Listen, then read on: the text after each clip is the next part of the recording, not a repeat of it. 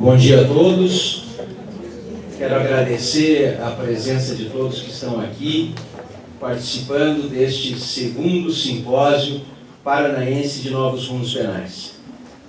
Quero lhes dizer inicialmente que é uma grande alegria podermos repetir neste ano este evento que no ano passado foi um sucesso em razão dos palestrantes que aqui estiveram, um sucesso em razão do público que prestigiou, e eu vejo aqui que, diante da presença de alto número de alunos, este evento certamente será um novo sucesso. Agradeço, então, a presença de todos. Quero dizer também que se revela muito importante um evento como este, em que palestrantes de alto nível estarão aqui para discutir os novos rumos, os novos caminhos do direito penal, da criminologia, do direito processual penal.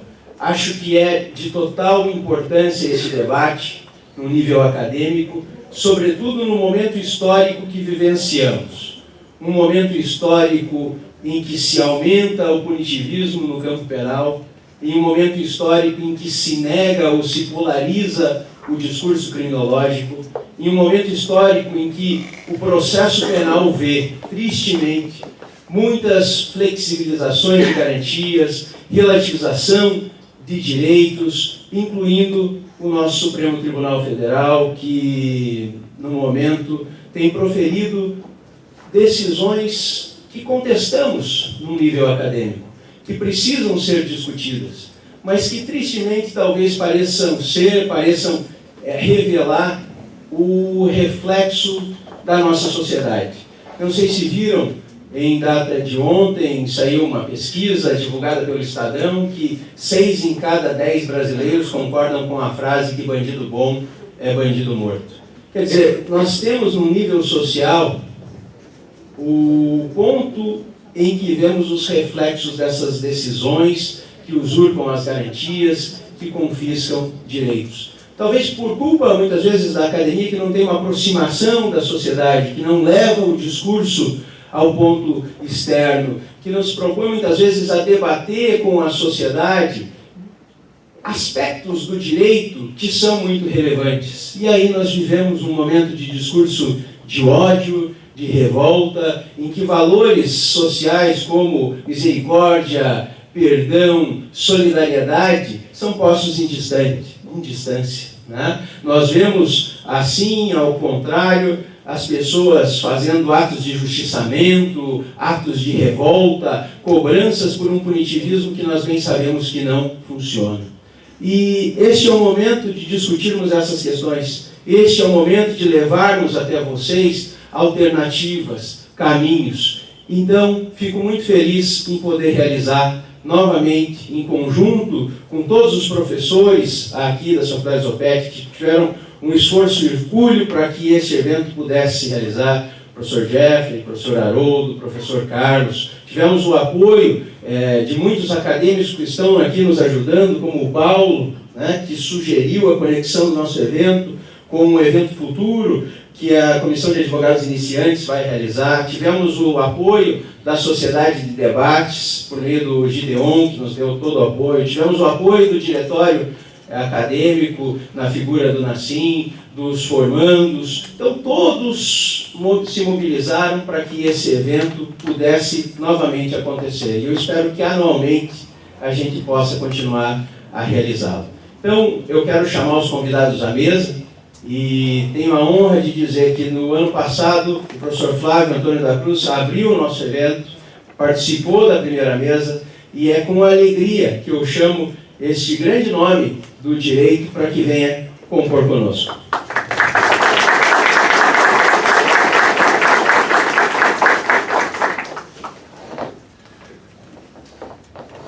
Quero convidar também o nosso decano, o pai dos professores de Direito Penal e Direito Processual Penal da Casa, o professor Haroldo César Nata.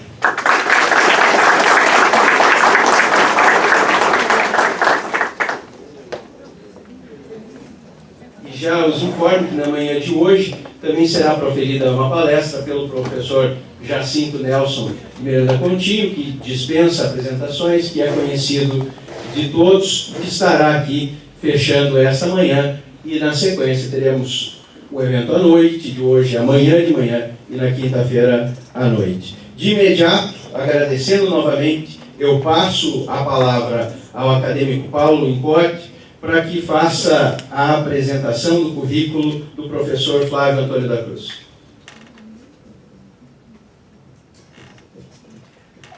Bom dia a todos. O professor Flávio também é conhecido, dispensa apresentações, mas vamos aqui fazer uma breve leitura. Lembrar que o professor Flávio é juiz federal em Curitiba, é doutor em Direito do Estado pela Federal do Paraná, especialista em Direito Tributário, mestre em Direito Econômico e também é bacharelando em Matemática, com interesse especial em Álgebra, Cálculo e Geometria. É também professor de Processo Penal na Uni Curitiba e professor convidado da BDConst, CPC e IBCQ.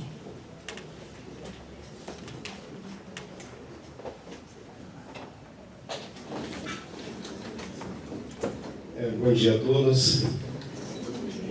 Eu fico muito envaidecido em poder falar aqui essa manhã, sobretudo agradeço o gentil convite feito por um amigo, que muito admiro, o doutor André Viscontaroli.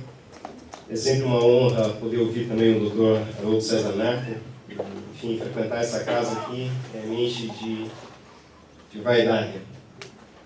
Bom, eu pretendo apenas suscitar algumas reflexões muito mais filosóficas do que propriamente jurídicas sobre o problema da verdade no processo, né? Para tratar desse tema, eu vou promover inicialmente uma introdução sobre algumas categorias epistemológicas, né, sobre gnoseologia. Vou tratar disso na sequência como um problema central, intercalando isso com a questão central do processo criminal, né, que é um debate sobre poder.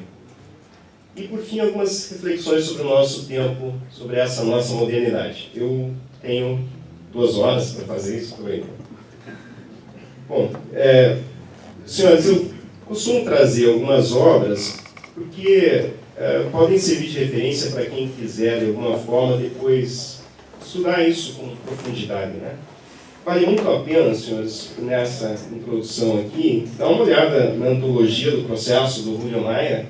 Tem 2 artigos aqui sobre verdade e processo que são excelentes, tá?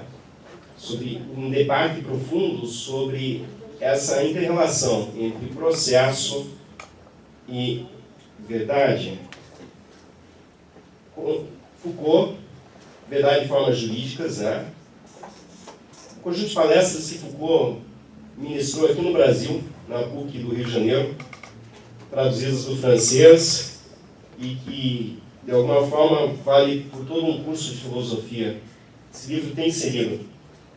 Eu vou mencionar muito Raimundo Boudon, O Justo e o Verdadeiro, uma obra que busca retomar a questão da verdade, colocar a verdade como um critério de objetividade. Ele é contra o pós-modernismo, então, e é um crítico de Foucault. Um livro, talvez um dos melhores livros de Wittgenstein, A Certeza, tratado de epistemologia, talvez do terceiro de Wittgenstein. As pessoas costumam falar em primeiro e segundo, né? Tratado lógico, filosófico, investigações filosóficas, mas esse é o terceiro, provavelmente, do gênio de Viena. E esse livro é fantástico, talvez uma das melhores obras mais recentes aqui sobre uma desconstrução do problema da verdade no processo, do Salah Khaled Jr., né, meu amigo, que também é professor de História e Direito, A Busca da Verdade no Processo Penal. E, por fim, né, só para encerrar aqui, Verdade e Conhecimento, Tomás de Aquino, tem que ser lido ainda hoje. Perfecto André Cibanhas, Valoração da Prova no Processo Criminal. E o Hu Hoc Lai, né, Philosophy of Evidence Law, que é um tratado de filosofia das provas, mas muitas vezes mais voltado para o processo civil. Bom, senhores, como todos sabemos, então o que eu trouxe aqui? Eu trouxe uma sequência da fala e essa exposição talvez possa ser mais tranquila, né? Não sei se tiver algum problema, alguma questão, vocês podem também me interromper, dependendo da sistemática aqui. Então, de alguma forma, como todo mundo sabe, ou deve saber, o processo penal está explorado em discursos. O discurso, senhores, não é simplesmente um conjunto de fala. Quando nós falamos em discurso, é um conjunto de pressupostos que não são colocados em questão e não podem ser colocados em questão. Tá? Pelo menos não dentro do sistema. Eu compunha um colegiado de Catanduvas, fui corregedor lá do presídio por um tempinho, e esse colegiado foi criado por uma resolução do Tribunal da 4ª Região. Mas uma resolução, em princípio, não poderia criar um colegiado em primeira instância. Mas imagine o juiz, membro do colegiado, dizendo: esse órgão do qual participo não tem legitimidade. O juiz não pode, dentro do órgão ou dentro do sistema, colocar o próprio sistema em questão. Muitas vezes ele deve fazer isso, mas o sistema não permite. Os senhores não encontram muito espaço, talvez, dentro do discurso jurídico, para questionar o próprio discurso jurídico. Ele está lá no pressuposto, né? Ele está no plano de fundo, no horizonte. Então, o discurso ele vem antes da gente, né? O discurso nos condiciona. Agora, ele também é condicionado pelas nossas atividades. Nós podemos mudar o discurso em alguma medida, mas nós dependemos dele também. Os senhores aqui na academia aprendem e reproduzem e ampliam ou restringem um discurso. É o discurso jurídico. O processo penal está explorado em discurso sobre a verdade e em discurso sobre o poder. Agora, os senhores têm que notar que, de alguma forma, verdade e poder são quase a mesma coisa. Verdade e poder são face contra face de uma mesma moeda. Geralmente, quem fala em verdade exerce poder. O poder de dizer o que é a verdade. E quem normalmente atua e exerce poder faz isso em nome de pretensos valores, não raras vezes valores transcendentais, como virtude, combate à corrupção, busca da igualdade, e valores bons, valores não tão bons assim, muitas vezes. Tá? É possível, senhores, encontrar uma verdade, dizer que há uma verdade pela qual homens devem violentar mulheres a estados fascistas, machistas, países africanos, países asiáticos, Brasil, né, em que isso impera com base num discurso de verdade, um discurso de uma pretensa desigualdade de gênero. Então, vocês têm que notar que muita coisa é feita em nome do poder e em nome da verdade. Falar em verdade não significa muita coisa se nós não tivermos em conta que critério de verificação e de validação isso envolve. Vocês têm que notar, portanto, que o nosso momento, que é o momento da modernidade, é um momento de interdição. É um momento pelo qual alguns critérios de verdade foram aceitos e outros critérios foram deitados fora. A verdade hoje, ditada pelo médico obstetra, ele interdita a atividade das parteiras. A astronomia é ciência, a astrologia é crendice. Muito embora, né, as pessoas consultem ainda hoje o seu signo, coisa assim. Né? A ciência trata do real, a fé trataria de mitos, né? Trataria de um espaço indemonstrável. E assim por diante. Então, toda vez que nós tivermos, senhores, o exercício do poder e o abuso do poder, nós vamos encontrar lá algum discurso sobre verdade.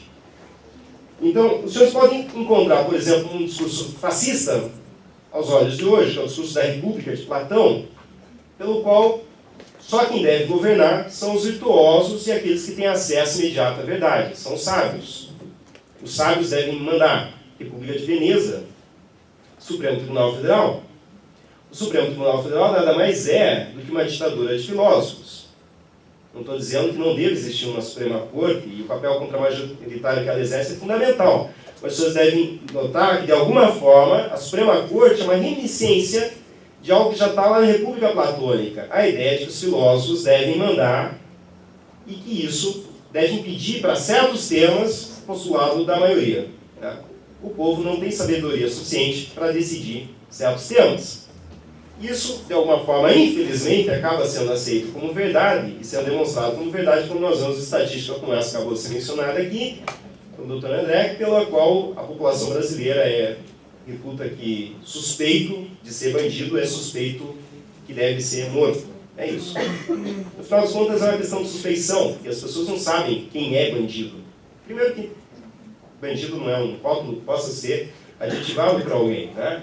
Mas, enfim, a nossa população, se tivesse que fazer uma Constituição hoje, ela provaria a pena de morte, sem dúvida alguma, aceitaria provas ilícitas, tortura, enfim, pelo andar da carruagem atual. Mas o senhor tem que notar de alguma forma, então, que o discurso da verdade está no nosso cotidiano.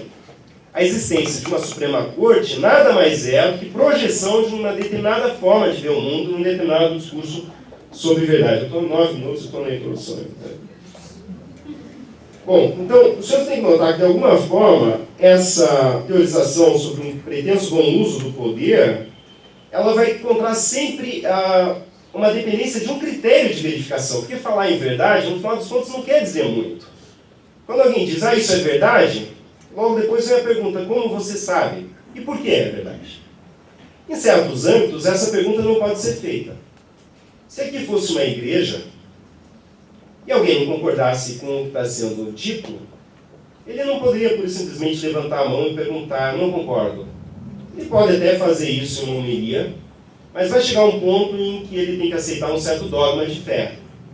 Você não concorda com a existência da Santíssima Trindade, 3 deuses que são um só, então você não pode, de alguma forma, comungar com os que acreditam. Isso não está em questão e não pode entrar em questão aqui, nesse momento, enquanto igreja. A academia, ao contrário, ela tem que ter um espaço para colocar tudo em questão. Ela tem que colocar todas as questões em debate. Não pode existir pergunta interditada dentro de uma academia. Muito embora também haja um espaço de mito, pelo que eu vou explicar adiante. Conquanto haja, porém, uma diferença entre academia, ciência e religião, elas têm um parentesco. Isso é dito por um nazista, mas apesar de nazista deve ser lido ainda hoje, Carl Schmitt tem várias obras, né?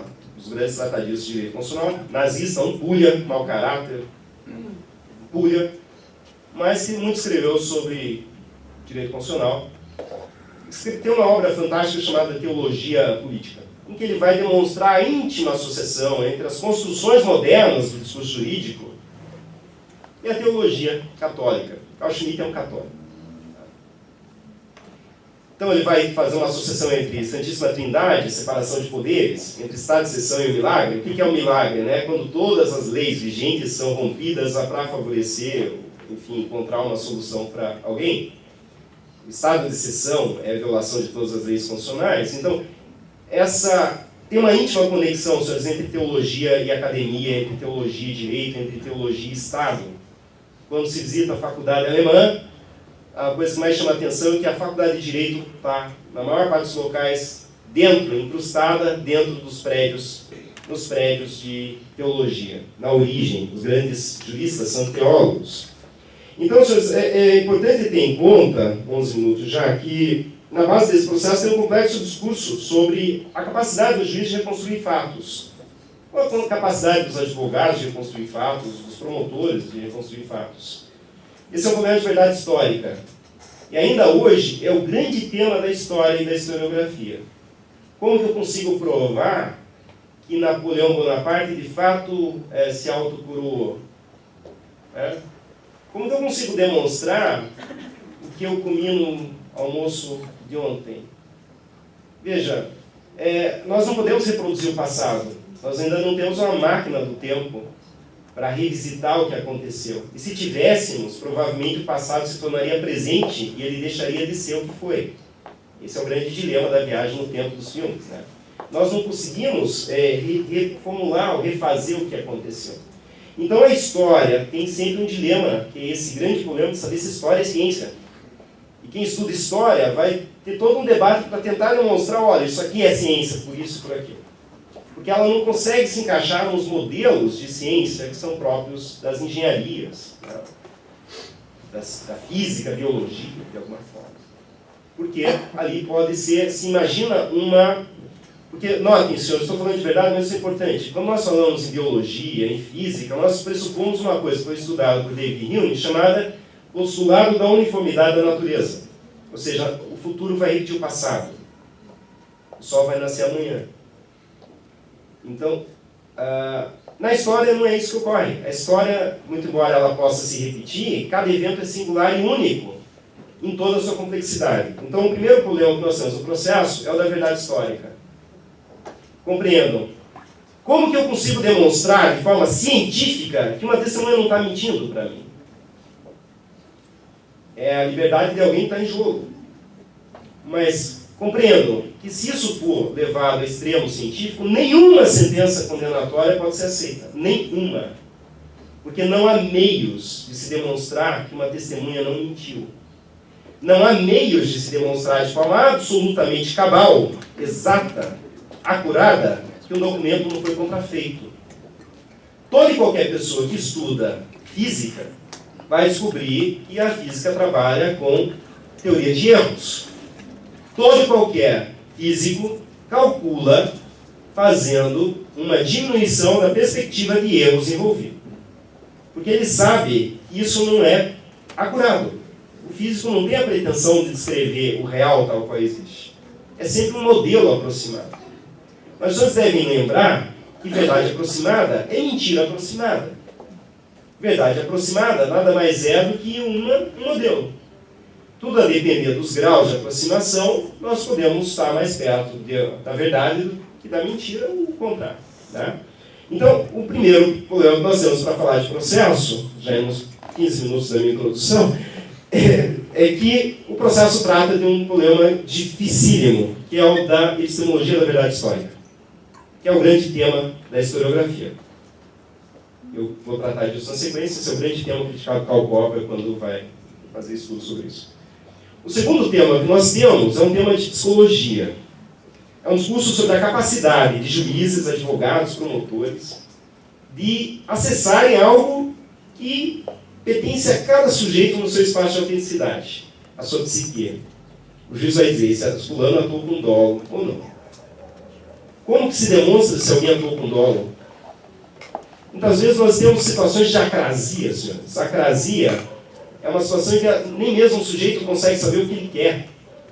Tem um quadro famoso, medieval, muito antigo, né? Também foi pintado por Bosch, em que tem um jumento que morre de fome ao lado de dois montes de feno. Ele fica indeciso, ele não sabe para qual feno ele vai comer, ele fica nessa indecisão e ele morre de fome. A acrasia, que é um conceito grego antigo, é essa situação em que o sujeito ele quer alguma coisa e ao mesmo tempo lamenta, né? Que é algo que se aproxima do direito penal do dolo direto de segundo grau. O sujeito ele toca fogo na casa para obter dinheiro de seguro, lá dentro tem uma tia que ele ama muito, mas ama muito mais o dinheiro.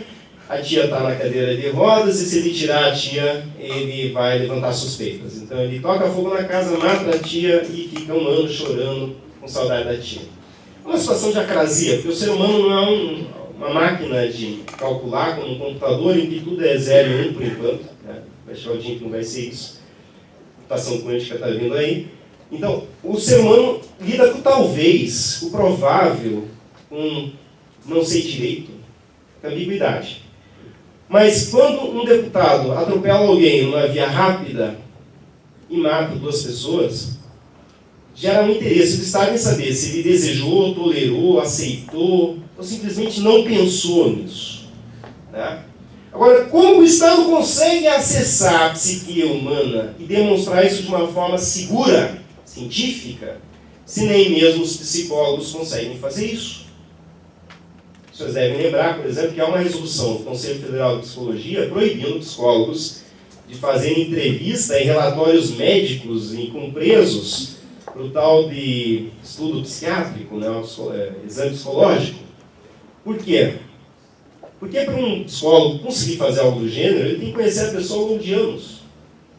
O Estado quer que ele vá lá, converse com alguém em 5 minutos e já faça um prospecto. Isso não é tudo menos ciência. O Ministério Público Federal, insatisfeito com essa resolução, fez o quê? Entrou com uma ação civil pública contra o Conselho, dizendo, não, está correto, tem que continuar desse jeito. Mas então, veja, eu tenho o primeiro problema, que é o problema de verdade histórica, eu tenho o segundo problema, que é o problema de verdade psicológica, que é um alvo de um grande debate na psicologia e na filosofia. Wittgenstein, por exemplo, é um crítico disso, Gilbert Ryle é outro. Vou tratar desses caras adiante, se der tempo. E um último problema, que é um discurso também sobre a verdade, que é uma verdade sobre o direito.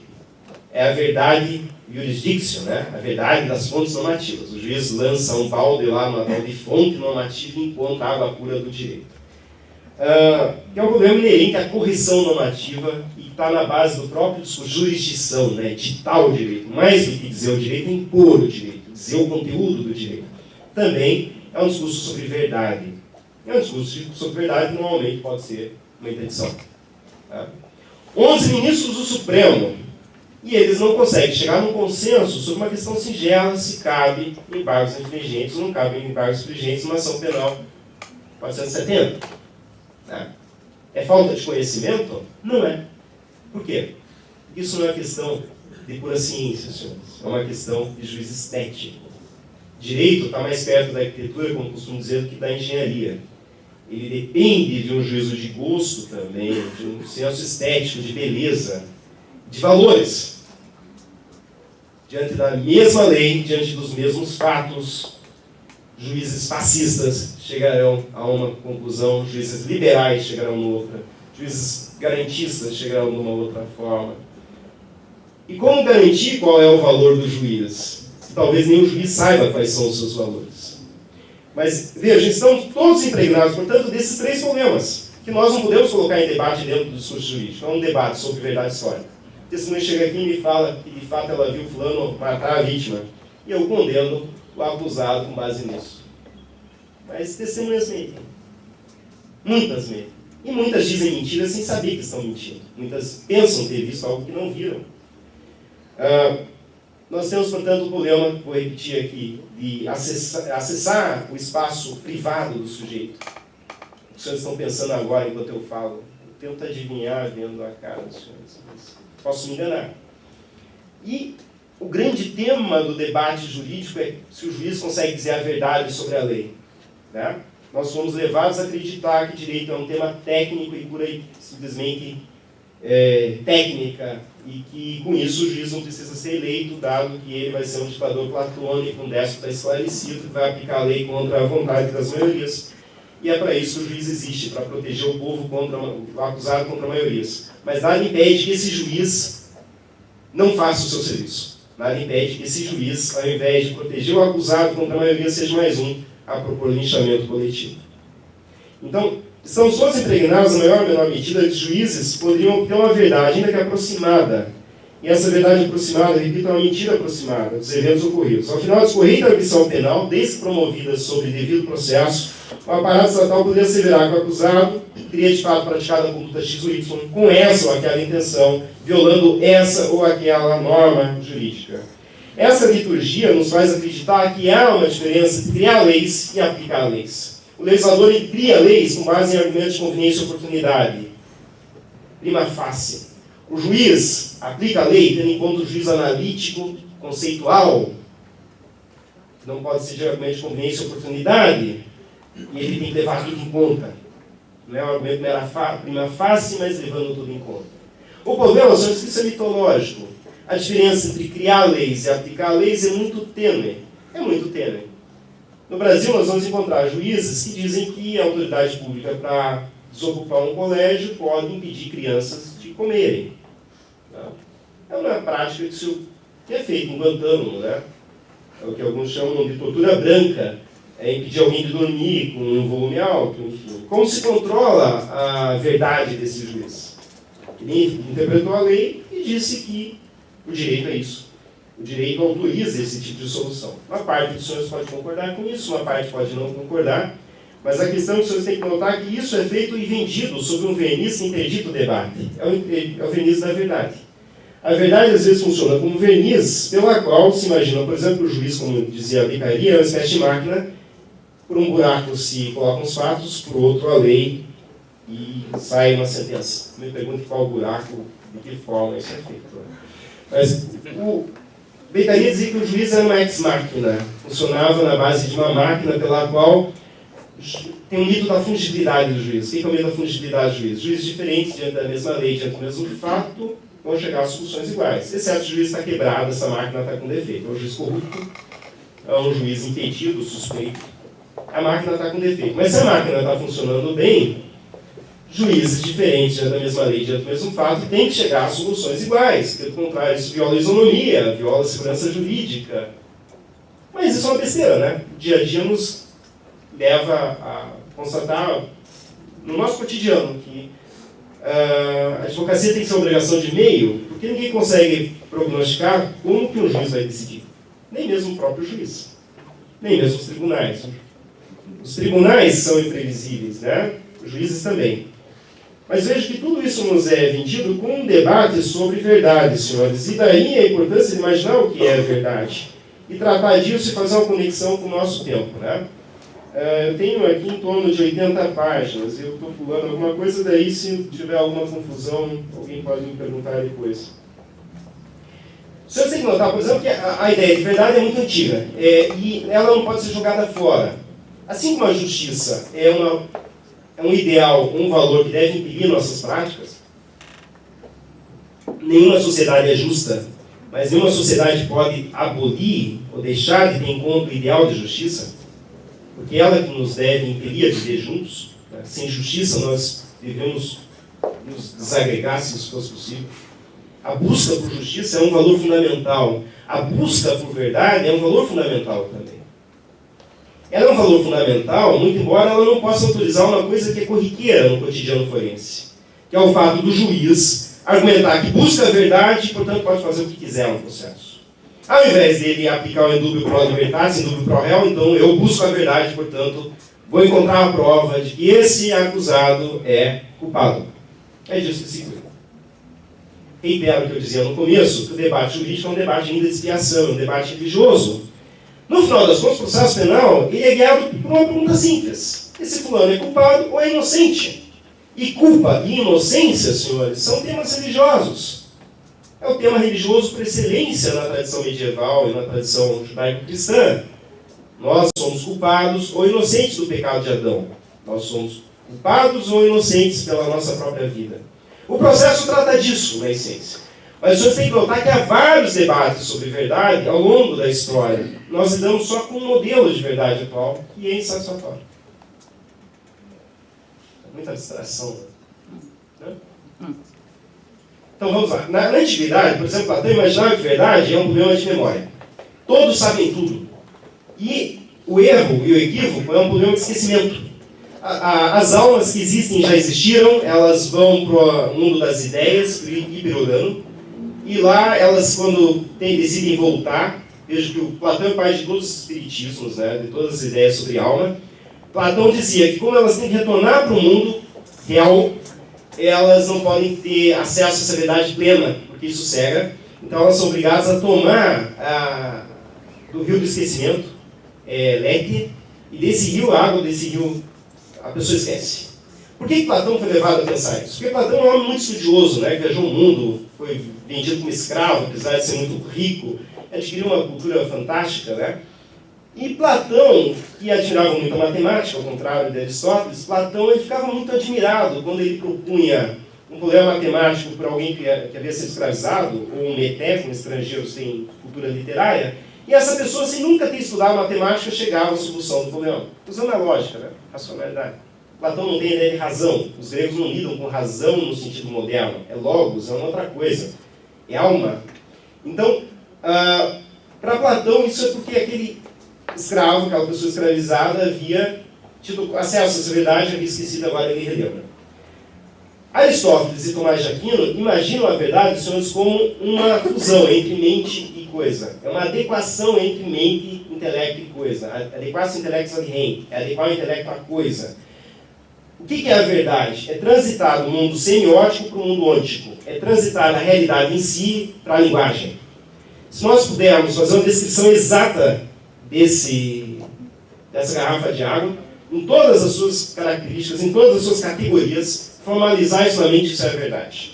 Eu vou dizer que ela é única, vou dizer que ela é translúcida, vou dizer que ela é lisa, vou dizer que ela está quase cheia, vou dizer qual é a cor, etc. Resumir todas as qualidades, né, dela, todas as qualia, pela fenomenologia. Então, verdade seria uma descrição completa do mundo, real do mundo. O que é um grande problema, senhores, porque desde Kant nós sabemos que nós não lidamos com as coisas em si. O mundo não tem cor, o mundo não é nem preto nem branco. A cor é um fenômeno. O que é a cor? A cor é pelo fato de um fóton bater aqui numa substância resiliente, a substância vai absorver feixes de luz, ondas, né, desse fóton.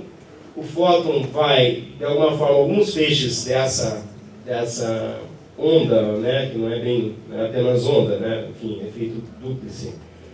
Esse fóton vai ser absorvido em alguns quanta e o outro vai ser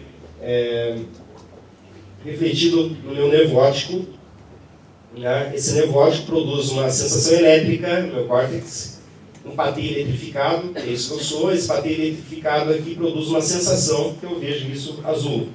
Agora, ele não é azul. Se todo mundo que vê morrer, o mundo não tem cor, ele não é nem preto, senhores, porque ele não tem cor. A ausência de cor também é um fenômeno. Então, a gente não lida com as coisas como elas são e a gente é enganado por ilusões ópticas o tempo todo. Por quê? Porque o nosso cérebro, na tentativa de tornar as coisas consistentes e coerentes, ele vai preenchendo lacunas. Tá? Então, o problema, senhores, é que isso gerou vários debates. Primeiro, Descartes dizia, fazer uma pergunta, Descartes tem um sonho. Toda a base da filosofia moderna é um sonho. Descartes tem um sonho e ele sonha com um demônio. O demônio propõe para ele 5 problemas, né? E o demônio diz para ele o seguinte: prova para mim que você está dormindo ou está acordado. Descartes não conseguia saber se estava dormindo ou estava acordado. Ele tenta provar como que ele pode saber se ele está dormindo ou está acordado e como que ele pode saber se ele existe. No modelo moderno disso, que não lida com demônios, é o modelo do Posner, né? O Posner faz a mesma pergunta: como os senhores podem provar para mim que não são cérebros um receptáculo tomando aí ácido de telamina de ácido lisérgico, né? LSD. Todo mundo aqui pode ser um sonho de alguém. É uma besteira pensar nesse tipo de coisa, senhores. Mas os senhores têm que notar, portanto, que falar em verdade, reitero, é sempre falar um problema de validação. Como que eu sei que isso é verdadeiro? A ciência estabeleceu critérios. A ciência tratou de critérios para dizer quando uma afirmação é verdadeira. Agora, a ciência, ela exige o quê? Uma comunidade de cientistas, uma comunidade aberta de intérpretes, né? Como diz Karl Popper, a base do Peter Heber. Karl Popper diz: para que haja democracia e verdade, tem que tudo quanto um cientista afirma ser colocado em questão por outros cientistas. Estão compreendendo? O que eu falo aqui, eu não sou um cientista, as pessoas podem criticar, enfim, e ninguém pode se ofender com isso. Isso aqui é uma academia, né? Então, a ciência cria critérios. Critério de validação: você, quando faz uma afirmação sobre fatos, você tem que demonstrar, você tem que provar, você tem que fazer modelos teóricos, você tem que submeter isso ao debate. Isso vai ser aceito como provisoriamente verdadeiro até que alguém derrube. Foi isso com Newton, foi isso com Einstein, tá? Etc. Enfim, a religião tem seu critério de verdade, que é o critério da revelação do Espírito, normalmente. É o critério de acesso imediato. E é o critério da fé. Ou seja, não se pode colocar a fé em questão. Quem tem fé, senhores, não pode exigir uma demonstração empírica da fé ou científica da fé, né? Então, a fé, ela tem um critério de validação. A verdade religiosa, ela tem um critério. É o critério de que as pessoas comungam, de alguma forma, da mesma crença. E se não compartilham dessa crença, normalmente isso vai eclodir na criação de outras e tantas religiões. Notem, senhores, que na origem da... Então, está claro? Tem que... Por favor. O que isso tem a ver com direito, né? Mas notem como isso é interessante. Antes da reforma protestante, qual que era o critério de verdade da religião católica? O dogma da infalibilidade do Papa. Por isso só pode ter um Papa. Nós temos no momento 2, mas um não fala. Porque se ele falar, vai gerar um problema. Tem o dogma da infalibilidade do Papa, que é o dogma supremo, a mesma coisa. Alguém erra por último, né? No caso da igreja, fala sempre a verdade por último. Então, o dogma da infalibilidade do Papa significa o seguinte: o que o Papa fizer na terra, fecha no céu, abre no céu. Está na Bíblia, é isso? Segundo a interpretação de algumas pessoas. Não sou muito religioso, então, só. Nem vou dizer o que sou, pode assustar os senhores. Mas... Não, só ateu, né? Mas enfim, avançando. Então, durante coisas piores. Mas então, durante o período do catolicismo da Idade Média, qual que é o critério? O critério é que o Papa diz a verdade, e ele não pode ser colocado em questão. Quando surge a reforma diz o contrário. Olha, todo mundo pode acessar o Espírito, todo mundo pode ser iluminado pelo Espírito, todo mundo pode ler a Bíblia diretamente na fonte, sem intermediação dos sacerdotes. E sem que a tradição, porque veja, para a Igreja Católica, Maria foi em corpo e alma para o céu, ela nasceu pura sem pecado, de Santa Ana, ela não teve outros filhos, etc. Né? Isso não é uma interpretação da tradição oral da Igreja, coisa que é criticada por quem não comunga dessa fé católica. Eu não vou debater religião, porque isso é sempre perigoso. Mas só quero que vocês notem só o aspecto interessante disso. Quando Lutero chega, ele diz o seguinte, olha, todo mundo pode acessar a verdade. Mas se todo mundo pode acessar a verdade, qual é a consequência prática disso? Surgem inúmeras verdades. E surgem inúmeras denominações religiosas. Né? A cada momento que alguém não aceita um determinado dogma de fé, ele pode criar uma nova comunidade religiosa, uma nova igreja. E com isso surgem calvinistas, ludistas, enfim, assembleias, calvinismo, arminismo, né? Enfim, tem várias linhas. Não vou tratar disso aqui. Mas eu quero que vocês notem assim, daí surge um problema.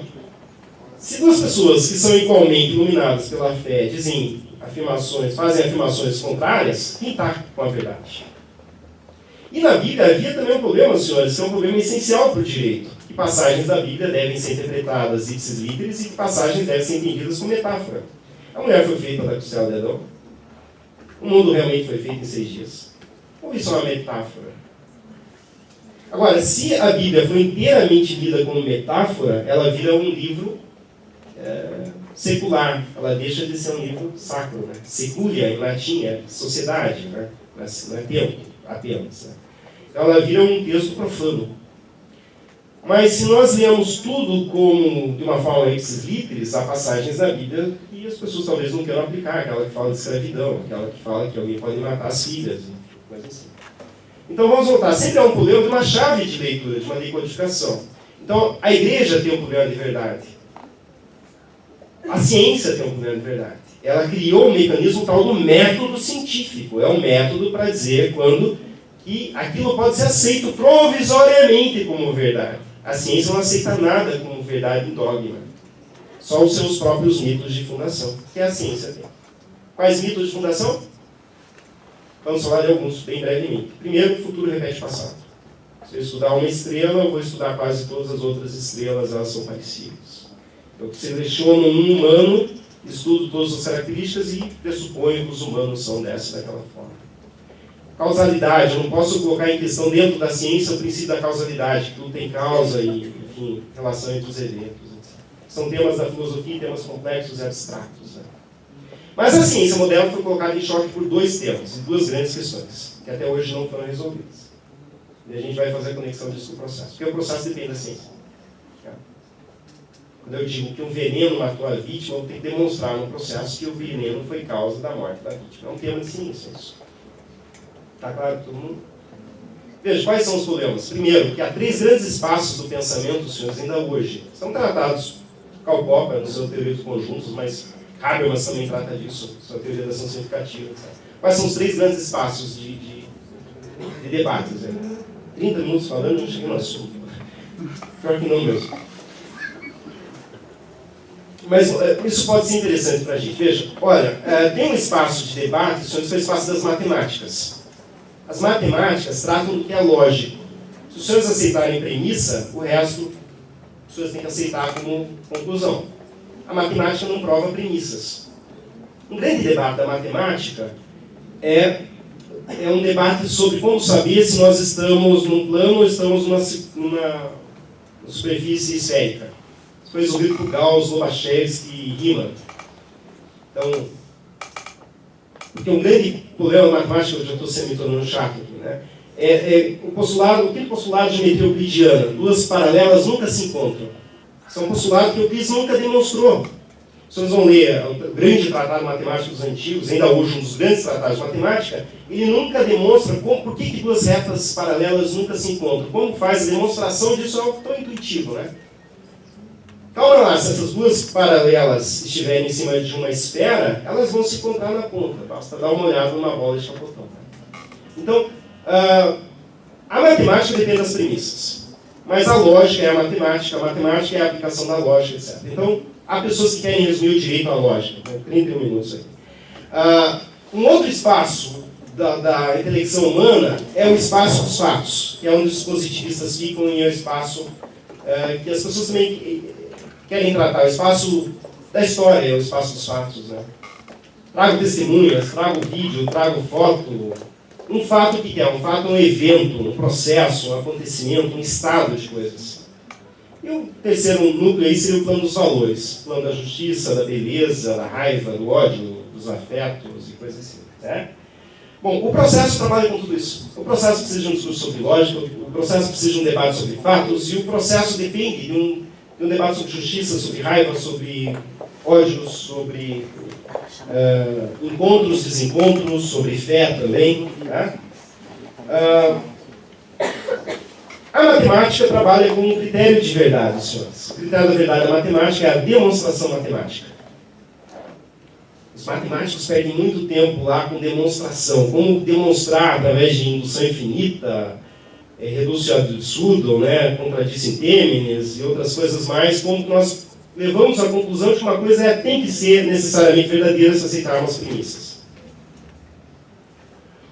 Os fatos são alvo de prova através da ciência. A ciência criou métodos para dizer o que causa malformação nos fetos. Né? Não sei se você conhece o caso da lidomida, Contergan. Enfim, né? Então, mais ou menos durante 1970, 1960, as mulheres tomavam um anti-inflamatório muito forte, e muitas crianças começaram a nascer sem braços e pernas. Né? Ela nascia direto com os pés e as mãos coladas no tronco e sem pescoço, também com a cabeça direto no tronco. E os cientistas queriam saber o que levava à malformação desses fetos que estavam acontecendo em larga escala. Isso é um problema de ciência. Hoje todos sabemos que era um Contergan. Ele atinge o telômero, né? Ele atinge um aspecto da célula, um pedaço do cariótipo lá, né? Enfim, e pelo qual não se desenvolve, atinge isso. Então, tem um critério para saber se isso é verdade ou não. É um critério normalmente científico, né? Que também não é totalmente acurado. Porque aí é um raciocínio por indução. E a indução sempre foi um problema da lógica. Vocês podem anotar aí, quem quiser pesquisar isso adiante, é o problema da assimetria dos enunciados universais. Se eu vou para uma ilha e olho todos os cisnes e vejo todos os cisnes são brancos, eu saio dizendo, todos os cisnes do mundo são brancos. Só que isso é falho, por quê? Porque eu não conheço todos os cisnes do mundo. E ainda que conhecesse todos os cisnes do mundo, pode ser que no passado tenha existido cisne desse daquele jeito, ou no futuro vá haver cisnes desse daquele jeito. As pessoas costumam resolver isso de um modo que geralmente é linguístico. Alguém me traz um cisne negro. Eu tenho que jogar fora aquela afirmação, todos os cisnes são brancos. Né? Na verdade não são. Eu não consigo provar que todos os cisnes são brancos. Eu só consigo provar que isso não é verdade se de fato não for. Basta trazer um único cisne negro e isso é mentira. Uma outra forma de resolver isso é linguístico, né? Utilizando a língua. Dizer, isso aqui não é cisne. Porque cisne para mim é o bichinho quando não tem essa cor de plumagem. Isso é um grande problema, porque isso aí não é verdade. Na verdade é só criar um dicionário. Para mim, isso significa isso. Né? Estratégia Humpty Dumpty é a Alice através dos espelhos. Né? A Alice tem um diálogo com o Humpty Dumpty, todo mundo conhece. Humpty Dumpty fala para ela o que significa agora. Ela diz, não, mas isso não é o sentido de glória. Ele diz, não, as palavras têm o sentido que eu quero que elas tenham. Saindo da minha boca.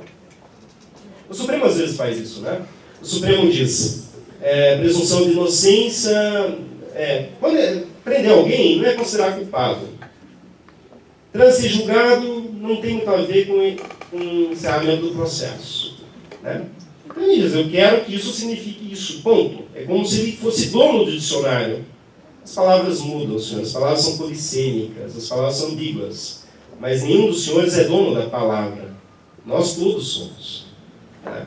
Se o que eu falo aqui tiver algum sentido para os senhores, é porque nós falamos a partir do idioma comum. Se eu falasse latim aqui, acho que ninguém entenderia. Né? Enfim, mas é porque isso é compartilhado. E isso não pode ser apropriado por uma única pessoa. Mas então, o critério da ciência também é falho. Até hoje, a ciência não consegue provar que a partir da repetição de 1 milhão de experimentos, ela vai obter a verdade. Ela obtém uma aproximação por simples. Diz David Hume, diz Wittgenstein, que o Sol nascerá é apenas uma ideia, uma crença, uma hipótese. As pessoas conseguem provar que o Sol vai nascer amanhã. Alguém consegue me demonstrar que o Sol vai nascer amanhã? Ele pode explodir. Eu só sei que ele não explodiu de 8 minutos para cá, porque a luz demora 8 minutos para vir para cá, e segundo Einstein, mesmo a explosão demoraria mais de 8 minutos para chegar até aqui. Mas os senhores não conseguem provar que o Sol não vai nascer amanhã. Então, a ciência tem seu critério de demonstração. Chegamos no processo penal e no fim aqui da minha fala, né? Vou deixar... Nossa, 30... Pior que... Eu parei meu computador aqui, né? Mas, então, qual que é o problema, senhores? Vejam, agora chegou aqui no processo. O processo tem um dilema. Diante de tudo isso, porque tratar o processo, a gente precisa aprimorar, senhores, no nosso cotidiano, um debate sobre epistemologia. Eu vou ter problemas no processo sobre sistema processual, que envolveria inquisição versus sistema acusatório. Eu não vou tratar disso aqui, não dá tempo. O modelo do juiz que investiga, o inspetor Javé, o juiz Sherlock Holmes, de um lado, ou o juiz que é um árbitro de uma partida de xadrez que ele mesmo não pode jogar, ele só vai verificar se as peças estão no local certo, se ninguém está violando fair play, né? Esses modelos aí, não vou deixar isso suspenso. Mas os senhores vão ter, essencialmente, dois grandes modelos aqui de processo, de prova, diante de tudo isso, e eles têm seus problemas. Vocês têm que notar que a Inquisição, senhores, ela é a origem da ciência moderna, como disse Foucault. A ciência moderna nasce da Inquisição. Se alguma coisa boa surgiu da Inquisição, foi só isso. Por quê? Porque a ciência ela está fundada numa ambição pela verdade, na busca pelo conhecimento, que é inerente à Inquisição. A Inquisição quer conhecimento. Ainda que ela tem que matar o acusado, ela vai se apropriar da verdade, de alguma forma. Não a verdade exata, acurada, é aquilo que as pessoas dizem que é verdade. A ciência também tem isso. Tá claro? Muita filosofia, né? Mas note, qual que é o grande problema da Inquisição? Né? Que o juiz fica refém dos seus preconceitos, das suas primeiras impressões, das suas suspeitas. O bom delegado, senhores, é o delegado que suspeita de todo mundo. A função dele é essa. O juiz que suspeita de todo mundo, ele vai buscar confirmar a suspeita de alguma forma, e ele tem poder para fazer isso, coisa que o delegado não tem. O delegado tem mais limites do que o juiz. O juiz tem mais poder que o delegado. E um juiz que suspeita de todo mundo é um juiz que está querendo confirmar essa suspeita o tempo todo e que vai cometer muitos erros. Nós cometemos muitos erros, mas esse juiz vai cometer mais. Agora, no modelo de processo como jogo, o juiz é um mero árbitro da partida e, portanto, não joga, né, utilizando as instruções aí do ex-presidente. O juiz apita o pênalti, mas não chuta. Ele não pode ser o Ceni, né, não pode ser o goleiro, que ao mesmo tempo marca. Ele não pode ser o árbitro da partida que chuta o pênalti, né? Mas o grande problema desse modelo é o seguinte, senhores, nem todo mundo pode contar com o melhor advogado, né? Porque esse juiz ele não pode nem ajudar o acusado. Ele não pode, de alguma forma, promover iniciativa probatória para nada. Tá? Então vamos avançar. Tem mais quantos minutos? 5? 10? 5 minutos. Finalizando. Então, 5. Então é o seguinte, já passou, né? Mas nesse antagonismo, senhores, diante de toda essa epistemologia que eu tratei a passos largos aqui, tem muita coisa sobre isso. Os dois grandes modelos que a tradição nos legou, foi a primeira tradição, que ambas são falhas. Uma tradição que o legislador vai ditar e vai controlar o juiz, vai ditar o peso de cada prova. O legislador vai dizer o seguinte: se você quer demonstrar que esse copo é translúcido, é transparente, ultrapasse isso aqui com feixe de laser e verifica o grau de incidência do outro lado, como a ciência faz. O legislador pode fazer isso. Há meios de se provar a verdade, como eu dizia. Estou no problema de certificação, senhores. Para os gregos, o que eles chamavam de símbolo grego, trata Foucault nesse livro, a verdade era demonstrada quebrando um vaso. Eu quebro um vaso, conto uma historinha, conto um pecado meu, uma coisa assim, entrego metade do vaso para alguém, deu um ovo, só depois eu morrer. Daí, de repente, a pessoa chega com o vaso e fala assim: o Flávio me contou tal coisa. É assim na Grécia Antiga. É assim também ainda hoje com a arqueologia. Arquê, né, vem do grego, a origem, a busca das origens. Né? A arqueologia vai demonstrar a verdade através dos indícios, dos vasos quebrados, dos pires e das coisas que eles acham lá, os desenhos supréstias, né, etc. Tá claro? a gente tem esse símbolo ainda hoje. Qual deles? Cartório. Os senhores vão num cartório, os senhores pagam lá R$200, alguém coloca um selinho no negócio, dizendo, olha, de fato, isso aqui é... Essa assinatura é do Flávio. Eu já vi, os senhores notam a que ponto chega isso, né? Eu já vi na Justiça Federal, muito tempo atrás, um negócio que era o seguinte: o juiz assinava um despacho e embaixo vinha uma rubrica assim do diretor de secretaria atestando que a assinatura de cima era do juiz. Certifico que a assinatura é do juiz. E ninguém vinha embaixo dizendo que aquela assinatura era do diretor, porque isso vai no modo infinito, né? Até onde quisermos. Mas nós que isso é um símbolo grego. O que é o símbolo grego? Ele dizer que é uma coisa verdade, porque tem uma coisa material lá, que a gente pode tocar, encostar. Para os americanos, ainda hoje, isso é muito pesado. A ideia de evidência é uma coisa que os americanos têm que poder olhar, ver, assim, medir, e traz para o júri, dar uma olhada, o cadáver da vítima está ali e tal. Isso é chocante, né? Mas isso é presente no nosso imaginário. Na Idade Média, como que isso era feito? Um envelope. Envelope, a pessoa mandava uma cartinha, né? O Cyrano de Bergerac, né? Como que faz para demonstrar que é de fulano, de Beltrano? Coloca lá uma cera derretida e um anelzão em cima lá, né? Um brasão. A justiça ainda hoje tem aquele brasão, né, de armas. É crime falsificar esse negócio. A partir de um determinado momento, não se sabe quando, senhores, esse critério de verdade mudou. O critério de verdade, probatório e do processo, está alterado. Passou a ser a testemunha. A testemunha surge, segundo Foucault, isso é muito antigo, mas ela vai ganhar presença sobretudo nas tragédias gregas. Há um determinado momento em que o símbolo grego vai cedendo espaço para a testemunha. Em Édipo Rei de Sófocles, o Édipo Rei de Ésquilo, né? Muitas pessoas escreveram sobre o Édipo Rei, né? O Ésquilo e o Sófocles, mas o Ésquilo, ele vai dizer como que se sabe que o Édipo, que é a história do Édipo, né? Que todo mundo conhece, né? Édipo nasce lá em Jocasta, reis de Tebas, eles têm uma criança, vão para o oráculo sempre, como sempre, diz uma coisa que parece a astrologia, que ano que vem um artista famoso vai morrer, né? Então, alguma coisa que se confirma ou não, tudo depende do gosto. E o oráculo diz o seguinte: essa criança vai matar o pai e casar com a mãe. Né? Atemorizados com isso, eles entregam a criança para um servo, né, para um empregado lá, e esse meteco, né, leva a criança, ao invés de matar a criança, leva para uma floresta e entrega para um pastor. Né? E ele se torna príncipe do outro reino, e lá ele vai até um oráculo também. O oráculo diz: você vai matar teu pai e casar com a tua mãe. Ele foge do lugar que ele morava, sem saber que era filho adotivo, e vai para Tebas. E lá, no caminho, mata lá e casa com Jocasta, sua mãe. Até que descobre que de fato era, enfim, filho de Jocasta, e se cega. Mas como saber se ele de fato é quem diz ser?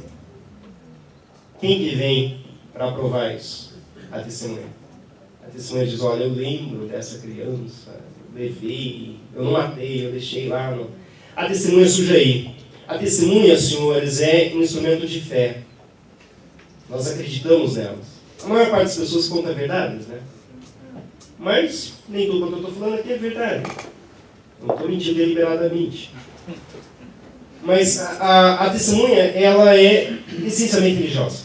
O testemunho é religioso. Tanto assim que em muitos estados americanos, ainda hoje, as pessoas juram sobre a Bíblia como dizer a verdade. Né? É um juramento. E tem um terceiro momento, senhores, que é inquisício. Daí vem a ciência. A ciência tem critério, né? Eu tenho que demonstrar por provas como que alguma coisa é feita. Para encerrar, o grande problema é o seguinte: tem um dilema. Para os germânicos, cada prova tinha um peso papelado. Então, tudo é um duelo. Então, se eu sou acusado de violar a honra de alguém, alguma coisa assim, eu tenho que colocar a minha mão na chapa quente durante 5 horas, pegando fogo, e ela tem que se curar em menos de 2 dias, 3 dias. Eu tenho que ser jogado dentro de um rio, com peso na perna, e sobreviver. Né? É isso. Tem uma forma de demonstrar. Isso chegou para nós através da Inquisição. Testes únicos, testes nulos. Né? Uma única testemunha não prova. Ok? Foucault, senhores, para acabar, Foucault, ele sempre tomou em conta o caráter ambíguo dessa prova. Por quê? Veja, Foucault tem um problema de Vigier-Cuny. Não sei se os senhores leram lá. Vigier-Cuny faz uma pergunta muito interessante e pouco dita. Né? É o seguinte: Como que a tortura podia ser aplicada no curso do processo? Porque a tortura, senhores, era uma pena para a Idade Média e um meio de prova. Então, no curso do processo, o sujeito ia ser condenado à tortura. Ela é uma sanção. Mas é uma sanção que pode ser aplicada no curso do processo. Daí Foucault faz uma pergunta: como é que é possível aplicar no curso do processo uma coisa que, na verdade, tem que ser o resultado do processo? Nós temos o mesmo problema hoje com prisão, né? Prisão preventiva. Né? A prisão é uma punição. Nós, por eufemismo, chamamos isso, que a prisão é cautelar. Por cara que está preso, o cidadão que está preso, por aí tanto faz o argumento pelo qual está preso. É uma sanção aos olhos dele.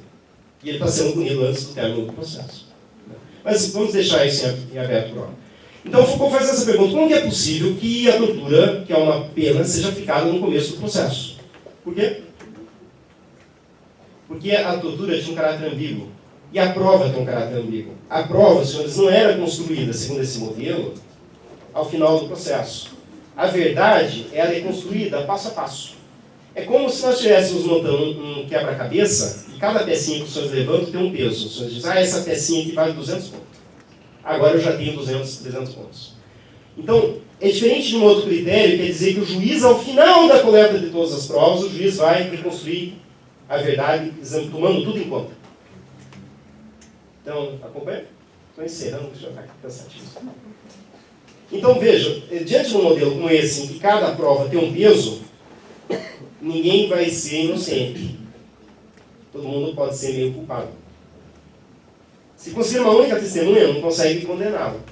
Teste os unos, teste os nulos. Uma única testemunha nenhuma. Testemunha diz: eu vi fulano sair da casa da vítima todo ensanguentado. Dá para condenar com base nisso?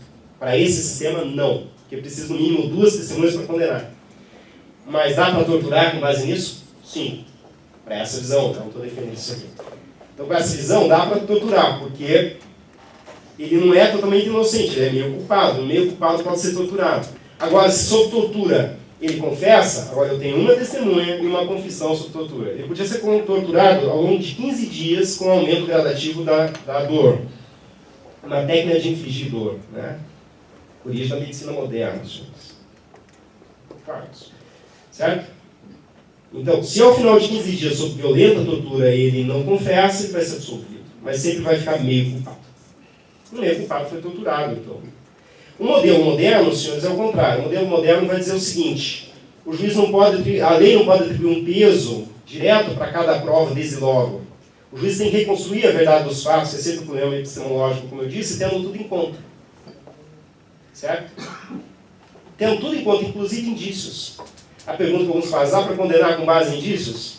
A doutrina vai dizer que sim, né? O exemplo italiano, que alguns citam aqui no Brasil, é o de colocar um gato dentro de uma caixa, não é o gato Schrödinger, né? O gato dentro de uma caixa preta, sem nenhum buraco. Os senhores colocam lá dentro um passarinho. Os senhores saem, não veem nada acontecer. Os senhores não têm prova direta. Os senhores, de repente, abrem a caixa e está o passarinho com o gato com algumas penas na boca. O gato comeu o passarinho ou não? Depende, né? Você pode imaginar que o passarinho, sei lá, se desintegrou. Mas, normalmente as pessoas vão dizer: isso é um indício, senhores, não tem prova direta de nada. Mas se essa caixa tiver furos, a janela estiver aberta, a mesma situação, o gato com pena na boca, os senhores já não vão saber se ele comeu o passarinho ou não. Exceto os senhores ficaram lá vigiando de alguma forma. O problema dos indícios é que normalmente tem muito furo, né? Basta ter um contra-indício que se derruba tudo. Mas note que para esse modelo, a verdade não é construída pelo juiz por força de que a lei atribuiu um peso específico para cada prova. E o juiz tem que tomar tudo em conta. Só que ao fazer isso, qual que é o grande risco? O juiz vai incorrer em arbítrio. Porque sempre é possível reconstruir versões dos fatos de uma forma ou de outra. Né? 12 Angry Men lá dos 12 Homens, uma sentença que todo mundo tem que assistir, né? Ou seja, nada indica que fulano fosse inocente. Tudo indica que ele era culpado. Mas aquele exercício que o jurado, salve John, não lembro, o jurado faz, tem que ser feito sempre. Colocar tudo em questão. Só que esse juiz, nesse modelo, que reconstrói a verdade no final, que é um juiz que é vítima dos seus próprios preconceitos, esse modelo, que é o modelo que nós temos, ele pode levar ao arbítrio judicial. A gente sempre pode encontrar provas da suspeita. E eu vou só acabar com um exemplo aqui, e depois fico aberto para algumas perguntas. Eu falei um monte de coisa, eu tinha 80 páginas aqui, mas não dá tempo de fazer uma construção linear, né? Infelizmente. Eu li uma sentença uma vez, sempre me chamou muita atenção, senhores, pela forma como o juiz argumenta. Ela vinha de Alagoas. Num processo de execução penal, o juiz dizia o seguinte: a única testemunha do caso não reconheceu o acusado. Mas ele é culpado, é que faz muito tempo mesmo. A testemunha não tem como saber. Né? Então, o grande problema é que essa reconstrução histórica, ela não pode ser feita, de um lado, por conta de peso atribuído pela lei, porque isso vai gerar esse problema de que o legislador não conhece os detalhes do caso. A nossa lei atribui um certo peso para algumas provas, e nós temos alguns resquícios de prova tarifada no CTP, no CPC, por exemplo. Até o CPC novo, 2015, Lei 13.005, né, os senhores iam ter, de 2015, não se pode provar contrato com mais de 10 salários mínimos, senão com prova documental. Não pode trazer uma testemunha. Fez um contrato com mais de 10 salários mínimos, traga o documento. Lei 9.032, previdenciária. Quer provar que trabalhou na lavoura? Me traz lá a nota fiscal do produtor. Porque às vezes é extremamente injusto. Muita gente trabalhou na lavoura e não tem esse documento. Mas é um resquício de prova tarifado. O legislador diz aqui, a única prova aceita é o papel. Que não quer dizer nada, porque o papel pode ser falsificado também. Tá? Dá mais trabalho, talvez. No CPP, nós temos um resquício de prova tarifado no artigo 158. Todo crime que deixa vestígio tem que ter um exame de corpo de delito. Caso da Elisa Salmudio, né? O goleiro Bruno lá. Matou ou não matou a vítima, né? Talvez ela esteja viva passeando para ele, não acredito nisso, deixo claro. Mas talvez esteja. Aí foi suprido por um exame indireto, artigo 167. Caso de Irmãos Naves, né? Irmãos Naves acusados de matar um primo, ficou preso até o dia que ele chega lá. E só para acabar, eu só conto agora acabar de vez, porque, enfim. Eu conto um caso que está em Voltaire, né? Voltaire relata isso, o Ferrari também se apropria do exemplo, mas é de Voltaire inicialmente. Conta-se que Louis Bellarnotte, alguma coisa assim, chega na pequena comunidade que havia deixado alguns anos antes e encontra sua mulher há décadas presa, por tê-lo matado. E ele vai perante a comissão de juízes responsável pelo julgamento e diz o seguinte: os senhores cometeram um erro. Prenderam minha mulher porque ela teria me matado, mas eu estou aqui. Os senhores têm que mandar soltá-la desde logo. Os juízes olham para ele, incrédulos, e dizem: não queira saber mais de lei do que nós. Para todos os efeitos, o senhor não esteve aqui. A lei diz que o senhor está morto. Então, de novo, para concluir, grande ponto do leão da verdade, senhores, é um problema de critério. E o critério ainda hoje é o critério da pluralidade de mentes. Nós temos que ter sempre transparência e fiscalização em todo e qualquer processo. Não a voz das urnas ou a voz das ruas que cobra por punição, mas a voz tranquila das mentes inquietas que busca fiscalizar o exercício do poder e que sabe, como dizia Lord Acton, que todo poder corrompe. Todo poder corrompe. O poder absoluto corrompe absolutamente. Nós temos que nos proteger, senhores, das boas intenções dos bons juízes. Dos maus juízes, a lei já nos protege, ou deveria proteger. Mas os bons juízes são um perigo. Porque a virtude, ela cega. Né? E muita coisa ruim é feita em nome de bons propósitos. Tá? Então, o processo suscita grandes dilemas sobre verdade que a gente não pode suscitar no processo mesmo. O juiz que colocar tudo isso numa sentença, ele vai ter que dizer inequivocamente: olha, eu não tenho condições de consciência éticas de condenar alguém. Ou eu tenho que reconhecer para todo mundo que isso aqui é uma loteria. Tá? Obrigado.